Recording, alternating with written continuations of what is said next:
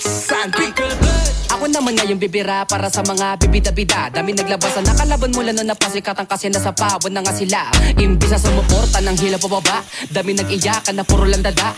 Mga binobobo na utak talangka at katawa-tawa na wala na pa pala. Iniipit pinipilit sarili sa mga katarantaduhan, kaya na natili kayo sa baba. Hindi na dumepende pa sa buhay, kaya di na nagkakulay. Lilibing na lang sa hukay na di masaya. Masaya ka ba mang gago? Ngayon kaharap mo gago.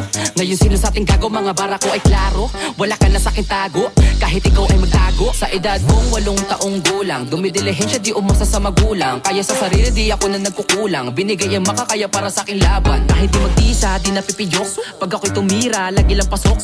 Lana sa akin bisa kahit walang manood. Ang mahalaga ang lakad ko ay lagi paturok. Pataas ang pataas at palalin ng mga bara. Kahit di mo nalagyan ng pumagat, sapagkat hindi na kita kailangan. Kaya ko na ang sarili kasi pangalan ko na may tumatakla na rin ako. Pakiko sino man ng mga gat sa akin kahit masaklap. Di ka makakalasap kung usapang bida lang, hindi ka malulugi. Kaso nga lado pa lang ikaw ay laging bagsak.